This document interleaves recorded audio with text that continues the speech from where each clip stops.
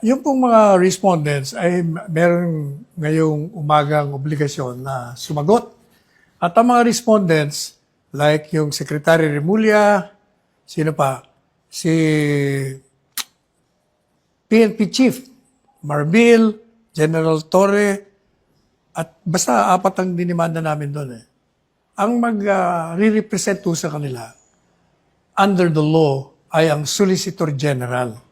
Kung matatandaan nyo, yung Solicitor General ay ilang beses nating tinurigsa. Katunayan, kanina lang, di ba, binanatan ko yung, pinaalala ko yung walang jurisdiction pero kung ano nung pinapile nila. Ganun pa man, sila ho ang abogado ng gobyerno sa aming petition for writ of habeas corpus. Kanina ho, nag-file sila ng manifestation ng opisina ng Office of the Solicitor General sa Korte Suprema. At ito po ang sinabi nila. Babasahin ko lang ho yung mga pertinent paragraphs.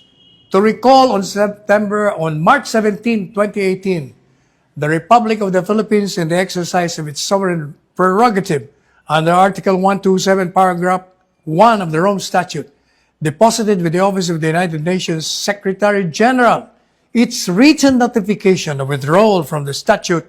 The withdrawal took effect on March 17, 2019.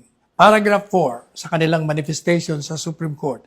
Ang sabi ho ng Office of the Solicitor General, in steadfast adherence to this sovereign decision, the Office of the Solicitor General has consistently maintained both in its submission before the ICC and its public statements that the case of the Philippines was not admissible and that the ICC failed to timely exercise its jurisdiction.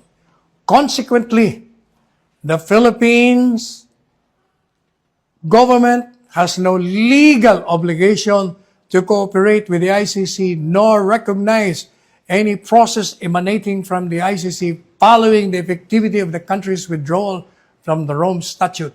Considering the Office of the Solicitor General's firm position that the ICC is barred from exercising jurisdiction over the Philippines and that the country's investigative, prosecutorial, and judicial system is functioning as it should, the OSG may not be able to effectively represent respondents in these cases and is constrained to recuse itself from the participating herein. At ang prayer po nila, wherefore the OSD most respectfully prays that its manifestation of recusal in the above captioned consolidated petitions be noted and or favorably considered. Ano pong ibig sabihin ng manifestasyon ng OSG?